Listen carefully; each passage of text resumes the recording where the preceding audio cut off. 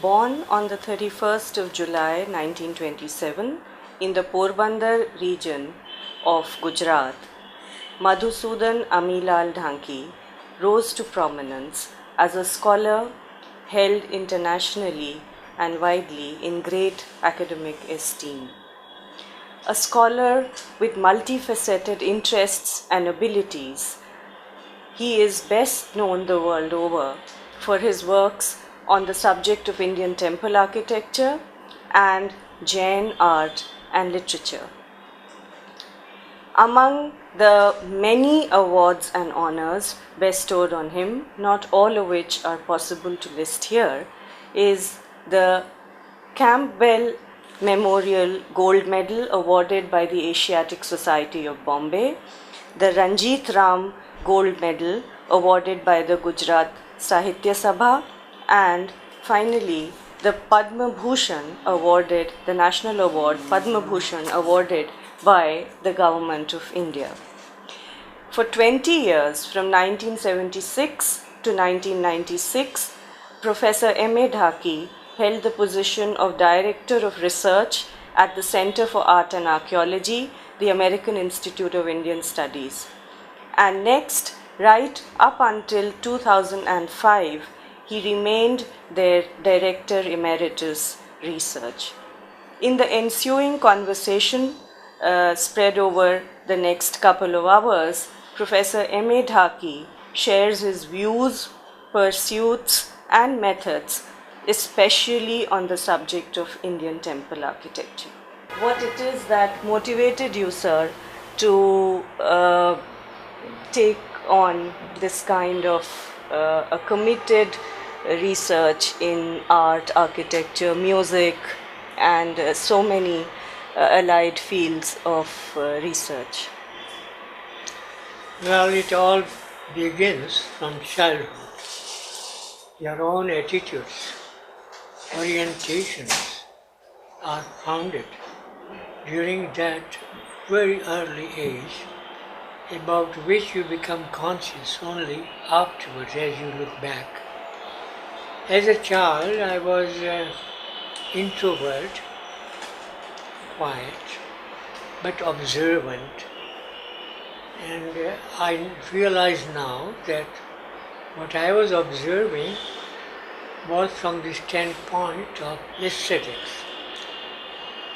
First studies were, of course, focused on human beings passing through the street, their attire, the way they walk, their body language, how they conversed, their own style of speaking, the idiom, the local perspective of the whole thing, plus the animals which were passing by.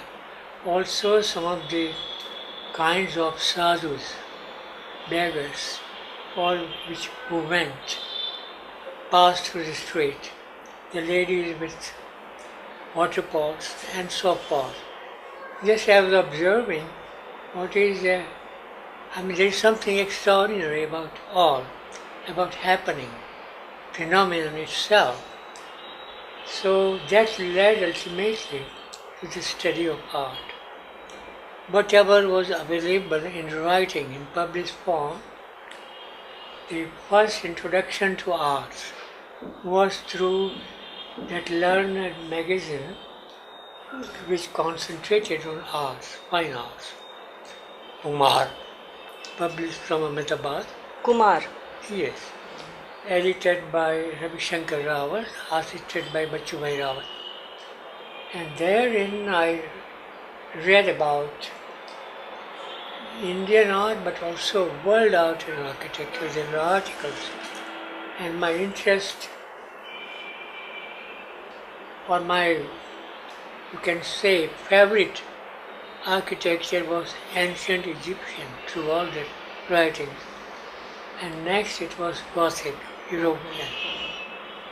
About Indian architecture, I read a few articles like Sun Temple at Marthand, Mahabalipuram temples, Konark temple, like that.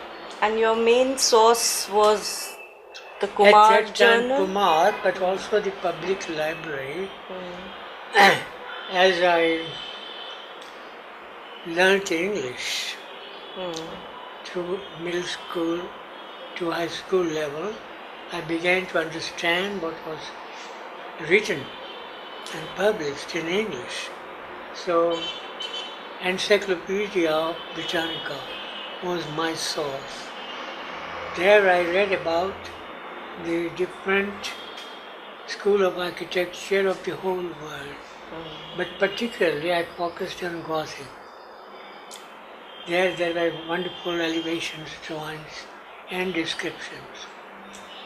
So that is how I became interested. My next phase was in the university, college library, which was very rich. Ferguson College library was unique, second to none in the entire Bombay Presidency. Even in those days, 44, there were 85,000 books in that library. And rich list of magazines, articles.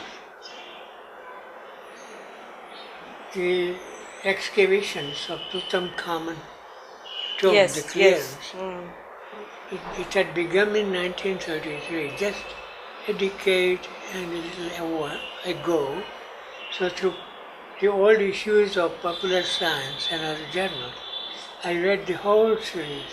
I'm familiar with every step, each step of clearance, their conversations and everything.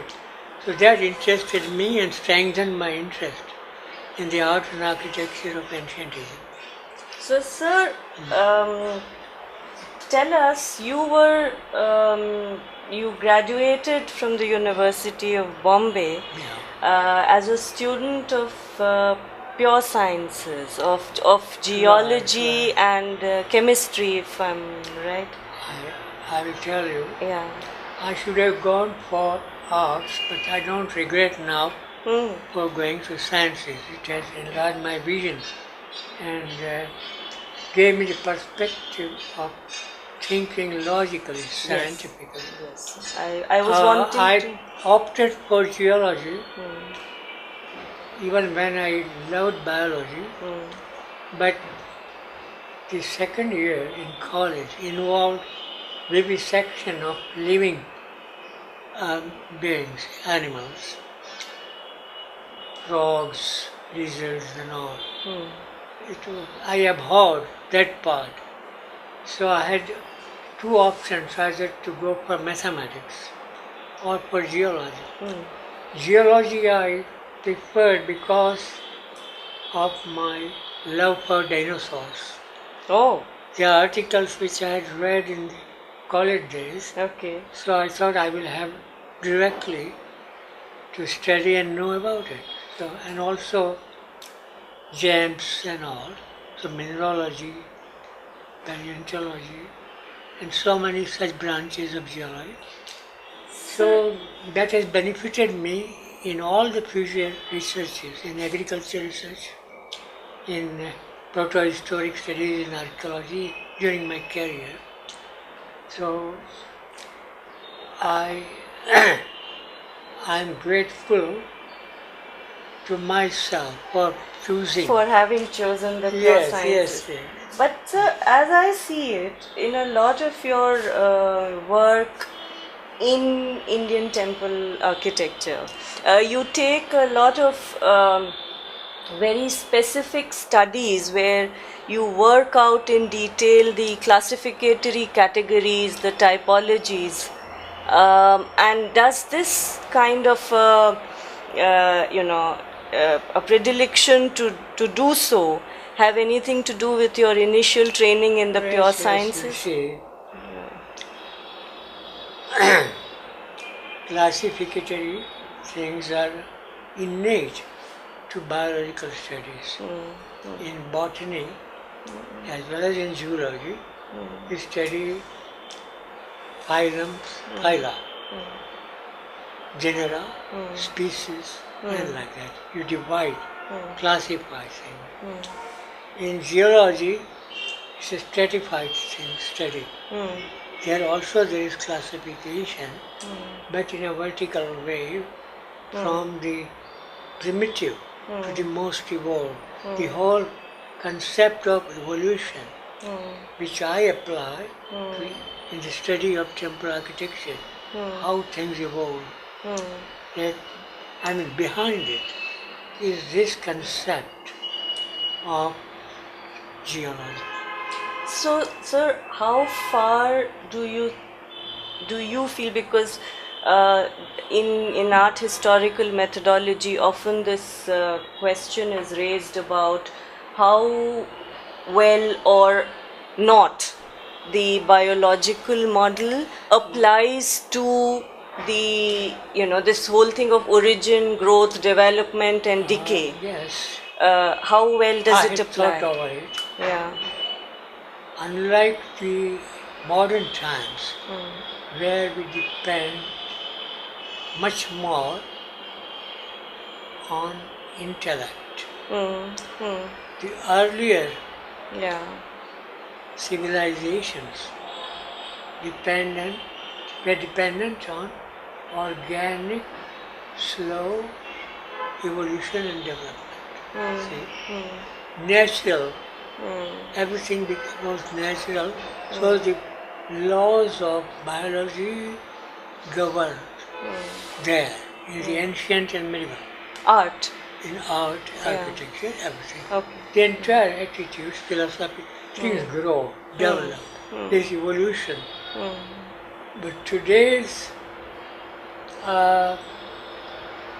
growth, development is dependent on revolution.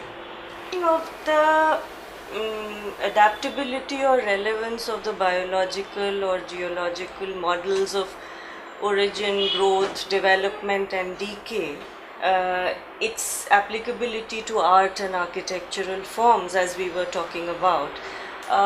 What do you feel breaks this kind of a rhythm, and where do exceptions arise to that kind of? One thing, we are not really applying the principles which we infer from our studies in those disciplines.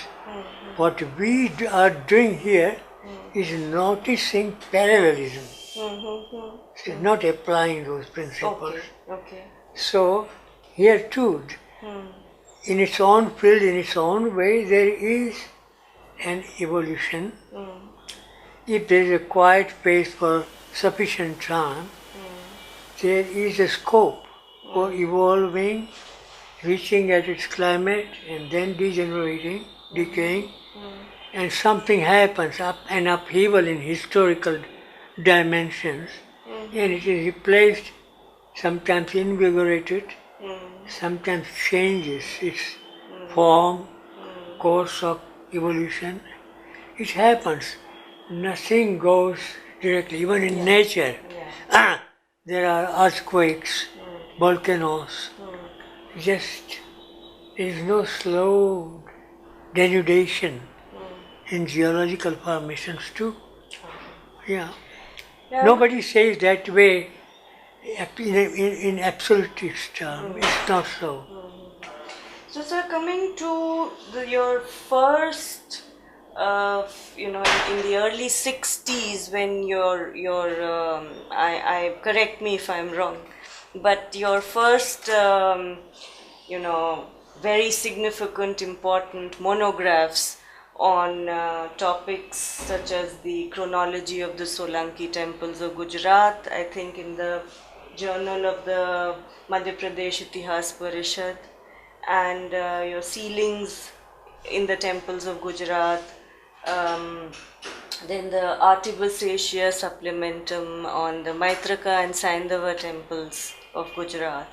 I was wondering what kind of rigorous, almost obsessive field work would have gone into bringing out this kind of writing.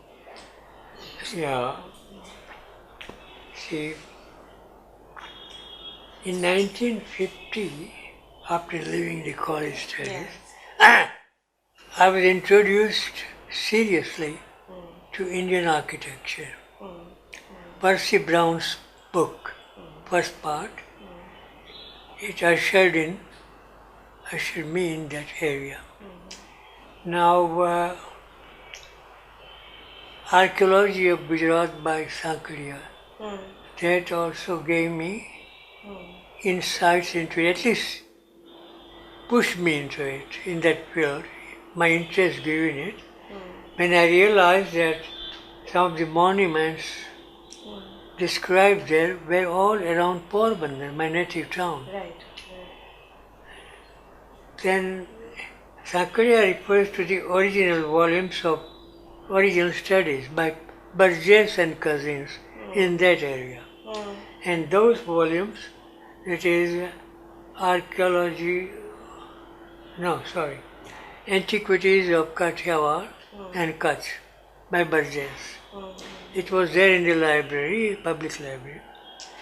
And Cousins, Somnath and other medieval temples of Kathiawar. I read those original, and that strengthened our interest. Then we established an Archaeological Research Society Porbandar, those who were interested. It was a group of heterogeneous, a photographer, students, those teachers, I would say, in geography, history, and just some who were interested in or some had antiquarian interest. They all got together, and about 9 foundation members were there. We established the Archaeological Research Society of Porbandar. Okay, when was that, sir? I think in late 50s or early 51. So already by the late 50s you had a group of like-minded people getting together. And then we began to explore the area. Photographer had a car. We all contributed to the expenses for petrol, for the gas. And each Saturday, I was then working in the bank. So half the Saturday and the full Sunday we were devoted to exploration. So your profession was banking at that point, and you were. I had no alternative. I had ambition, plans to go to the States to study further and obtain master's degree and doctor's degree in geology. Okay.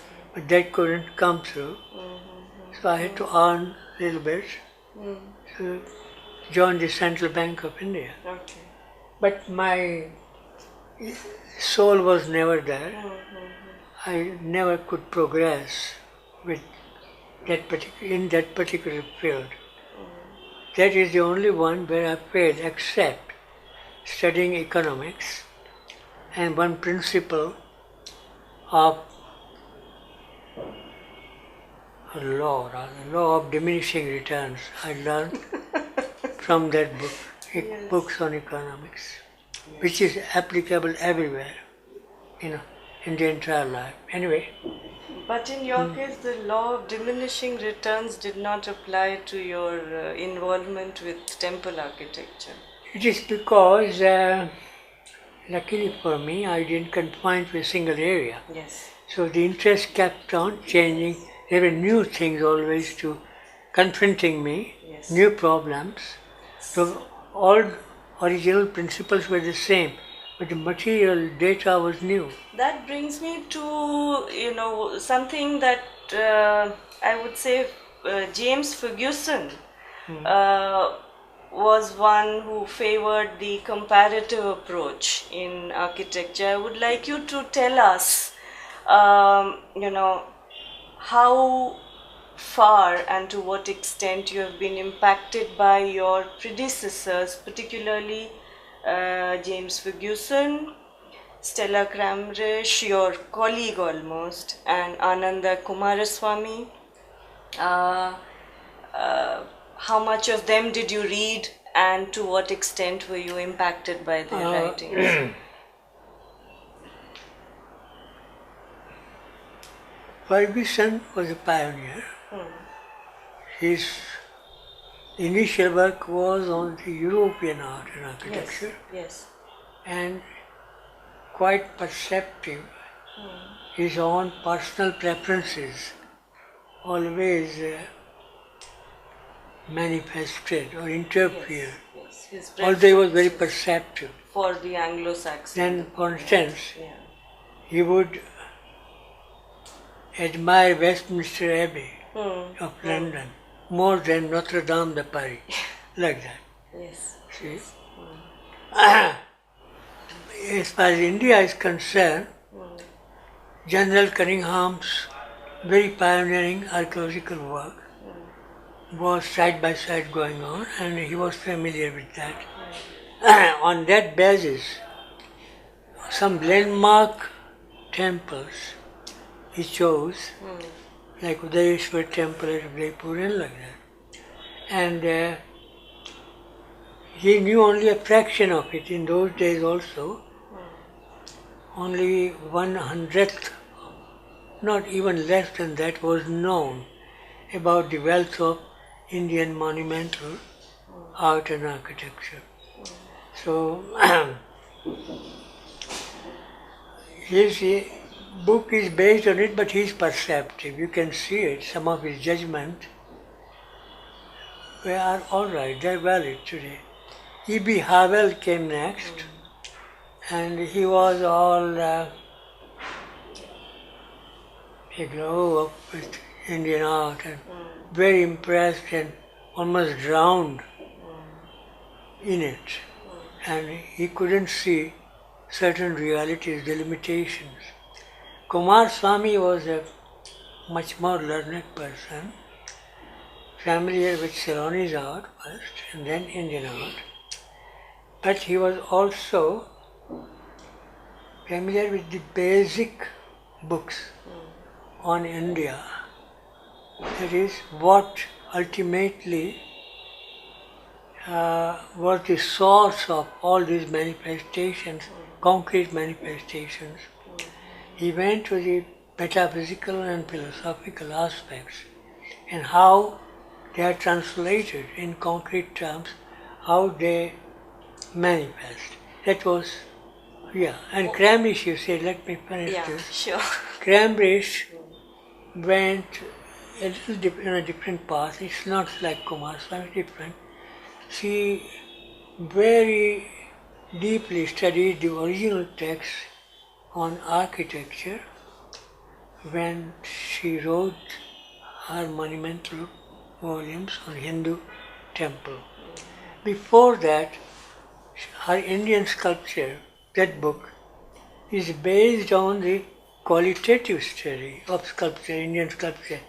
What is inside it, how it comes on the surface, it becomes manifest. And that is a purely aesthetic study, but without using those terms which are normally used for aesthetic studies. But simply it is quality she brings out. Inner quality, as she sees it. Not everybody can see it, but as she perceived it. So that is serious. Now what was your next question? No, you see, given this backdrop and given the formative impulses of your childhood and university days, when you set about writing these, these first 3-4 big monographs that we just spoke about, how did your own methodology slowly begin to evolve? You see, from Sankariya's book, I got one important incentive to find out or to trace out the origin of Solanki style of architecture. We had explored the temples, earlier temples from the 6th to the 8th century in Saurashtra, but I couldn't correlate the medieval sovereignty with those temples of the Maitrika and Sandhu temples and Garhwal period. So, You mean the Saurashtra region? so it is a separate, very plain village style. No sophistications which were contemporarily there in Chalukyan art or Pallava art. They were contemporary, but these are all, as Michael jokingly said, Michael Meister. Michael Meister. Plain temples as jackasses. See? Such as the Gop, the temple of Gop. Gop is the only exception. Yeah, because that looks very, very but nice. there is no regularity, perfection of proportions, placements. It's all a jumble. The concept of Jagati, upper part is okay, the topmost part, it is dignified, and there is, you can say it's visionary, hardly visionary, but the extremely complex Jagati and the quality of sculpture, you can still say it is early, so there is something there, not without charm, but if you go to the mainstream in central India, Solanki, Chaulukya. no. See, in Karnataka it's different, Yes. but here in northern India, in Gupta Vakatak period, well, there are no website. No. Even after Gop, the entire building art passed to the villages, and they, as they could afford, as they could perceive, as their masons could build. They are not architects of higher level, but masons who had some training who built those temples, but they are in fairly large number. So we made a monograph ultimately, published by Cranbridge, the Maitrika and the Sandhu Yes, temples of in the Gujarat. artibusation. Yeah, she was interested. At least there is an early form of different superstructures and ideas are there, done in a very plain way. But ideas, the formal evolution is a separate, isolated area in which they did something which explains a part of the future evolution, but not with the sophistications, nuances, etc. of what really we understand by the great Indian temple architecture. It's not a part of it that way. So, sir, when you talk of the formal evolution of a temple's, architecture of a region, and then, the stylistic development, in your perception and in your words, sir, how would you differentiate between the, formal development and style? Would you draw a distinction between these two categories of formal analysis? Particularly when there is an introduction of the element of sophistication, style automatically is a part of it, because that sophistication can be perceived only through the stylistic development, and of course there is the controlling factor of quality, aesthetics, which governs it. There are sculptors, architects who are able, capable, are visionary, and their products are great. On the same building you can see novices' work, masters' work, sometimes side by side, both, and you wonder, how can this be with such a quality work here? And this is all some learner's work. It happens, but we have to judge the generalities from the specificities where the art or architecture is represented in its best aspects and form.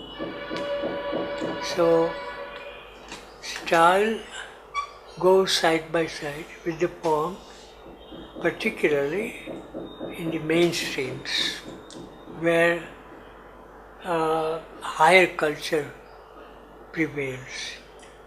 In lower one, of course, there are styles. In folk art, for instance, you can't deny that, but you can't compare them with that, with the higher one. See, they are different. We don't deny their existence, or they have within them their own qualitative aspects. Okay. Dandiya Ras cannot deny classical, or classical cannot deny the folk art. Like the modern film items, dance, does not nullify the classical styles. Like that. But classical is classical. And at some stage, when art and architecture, or any manifestation of art in any different field, attains its climax, culmination, and there a standard is set. If you repeat, there is a classicality which is developed, a tradition is developed, which has been done and which has happened in music, dance, but not to think that just only repeat and repeat. No, they may change, slow changes are there always. Bharatanatyam of Rukmini Devi is not the same as they are doing now. See, they are making it more and more sophisticated. So tell us, sir, about the search for the, post 7th century temple architecture in the Gujarat and Rajasthan, where you traveled extensively. Then you coined the term Maru Gurjar architecture and traced the genesis and development. In all cases, it's not possible to find out the original sources. It suddenly appears on the horizon. Something did forego, but you can't find out the remnants, the relics, which led ultimately. You can sometimes remotely connect things, ideas. It must have derived from this, although there is a difference of 400 years between the two. But something went in between which has left no traces. Or something was just transposed from one area to the other. So you can't find the links in the same area. Same thing has happened with Solanki style. The links partially were in the sophisticated Mahagurja style, which is connected with Saurashtra in a remote way. But it is much more sophisticated, evolved. Now it's a separate style. The parallel style, Maru style, in Rajasthan was also developing its own idiom, style, everything. When both confronted, and the Maru Gurjar, as the migration started of artists, of commercial clans from Rajasthan to Gujarat. The Jain merchants? The Jain merchants? Jain merchants largely, who were Kshatriyas in Rajasthan, who embraced Jainism, accepted non-violence and vegetarianism, and they were welcome in the just developing state of Gujarat, the Solankis. So there are many settlers. With them came the masons and architects and sculptors, because it was the early zeal of temple building for the Jains. Not that before that Jain temples were not built, but in such a large number. So that gave an impetus to experimenting, to developing more number of workers in the field. So in that brilliant analysis that you do about the merging of Mahamaru and Mahagurjar and the coming into being of the Maru Gurjar style of architecture, you just mentioned the migration of people across the borders of present-day Rajasthan and Gujarat, and you also mentioned artists. While you were researching, sir, were you able to trace, get any traces of any guilds of artists or artisans specifically who moved, or is it a larger, very clear evidence of style that indicates the movement of possible movement of artists and artisans? Through Jaina sources, Yeah. you know that, of course, the totality you can never know, but there are indications. Many of the statesmen, the ministers, the military governors of the Solankis were Jains, and they refer to their castes, Shimalis, Right. who came from Shimal, Binmal, Ukeshwas from Ocean, Ukesh, that is Ocean, Pragwat from the eastern side of Habu, Purva, as they now call.